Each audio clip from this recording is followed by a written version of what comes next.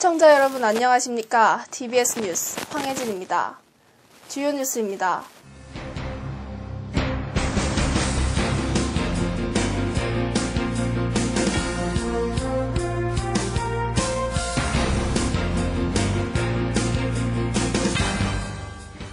첫 소식입니다. 전셋값이 고공행진하며 아파트에 이어 수도권의 연립주택 매매가격 대비 전셋가격 비율이 60%에 진입했습니다. 이는 2011년 6월 이후 가장 높은 수치입니다. KB국민은행 주택가격 동향 통계에 따르면 지난달 수도권의 연립주택의 전셋가율은 0.3포인트 오른 60%로 집계됐습니다. 수도권 연립주택의 전셋가율은 2011년 6월 53.5%로 시작한 이후 단 한 차례도 꺾이지 않고 줄곧 상승세를 보이고 있습니다. 1년 전과 비교하면 매매가격이 0.1% 올라 제자리 수준에 머문 사이 전셋값은 6.2%나 올랐습니다. 서울시가 외국인을 태운 관광버스의 도심 주차난이 갈수록 심각해짐에 따라 주차장 확보에 나섰습니다. 서울시는 매년 늘어가는 외국인 관광객을 대비해 도심 권역별 관광버스 주차장 확충 계획을 세우고 현재 571대인 도심 관광버스 주차 공간을 2018년까지 927대로 늘릴 계획이라고 밝혔습니다. 서울시가 파악한 올해 도심 관광버스 주차 공간은 788대가 필요하지만 현재 확보된 것은 571대에 불과합니다. 이에 따라 외국인의 관광 수요에 맞춰 경복궁, 명동, 인사동 등 7개 권역으로 나눠 주차 문제를 해결하기로 했습니다. 또 경찰과 협의해 명동과 청계광장 주변에 관광버스 전용 승하차장을 시범 설치하는 것을 검토 중입니다.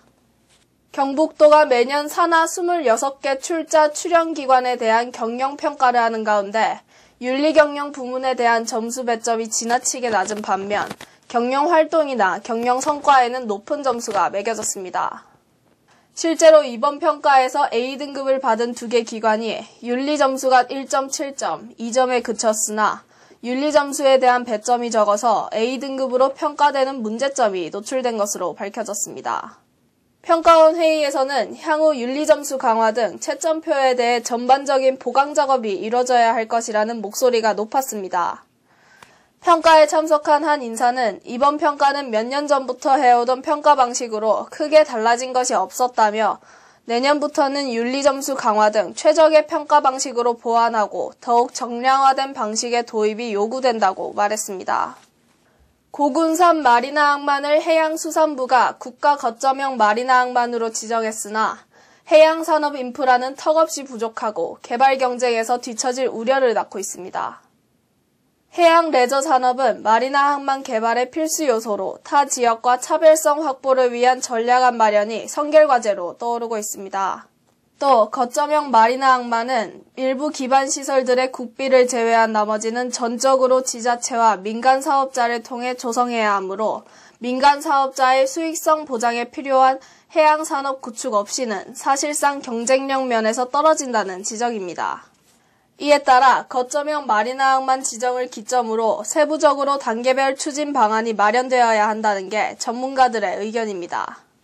안전 문제로 논란이 되고 있는 월미 은하레일 문제를 해결하기 위해 노경수 인천시 의회 의장은 시공사인 한신공영과 최근 레일바이크 우선 협상자로 선정된 업체를 모두 간담회에 출석시키겠다고 말했습니다. 또 노 의장은 정치적 고려는 없으며 은하레일의 안전이 가장 중요하게 생각한다고 말했습니다. 노 의장은 이날 간담회에서 원안개통이라는 기존의 주장을 완전히 굽히진 않았으나 강경했던 기존 입장에서 한 발 물러난 것으로 보입니다. 이 같은 입장 변화는 그동안 갖은 안전사고를 불러온 은하레일을 원안으로 개통하자는 주장에 지역 여론의 반발이 있어 왔기 때문으로 해석됩니다. 최종적으로는 오는 18일 진행되는 현장 시찰과 20일 간담회를 거쳐야 은하레일에 대한 시의회의 정책 방향이 나올 것으로 예상됩니다. 원희룡 제주도지사가 제주도 개발공사를 향해 강력한 경고를 보냈습니다. 삼다수 밀반출과 관련해서 자구 노력이 없다는 것입니다. 원 지사는 지난해에 공정위까지 갔던 삼다수 밀반출에 대해 검찰에서 무혐의가 났다는 이유 때문에 방치해서는 안 된다고 개발공사를 질타했습니다. 그는 특히 가격차가 전제돼 있는 도내 유통과 도외 유통의 차익을 사적으로 이용하고 팔레트가 구분이 안 되는 것을 악용해서 그동안 문제점들에 대해 정확한 책임을 물어야 할 것이라고 유통업체들에게 경고했습니다. 원지사는 이어 변화가 없는 것에 대해서도 질타했습니다.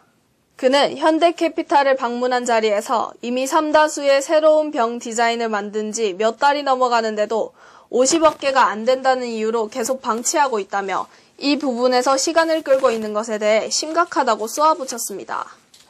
최근 대전도시공사 고위직 임원이 자신의 자녀를 특혜로 채용했다는 의혹과 관련해 내부 반발이 확산되고 있습니다. 대전시, 대전도시공사 등에 따르면 공사는 최근 공채를 진행해 기술직 직원 4명을 신규 채용했습니다. 실제 채용 확정 발표 전부터 공사 내부 인트라넷에는 고위 임원 자녀가 공채에 지원했다는 사실이 알려지면서 이러한 의혹을 제기하고 있었습니다.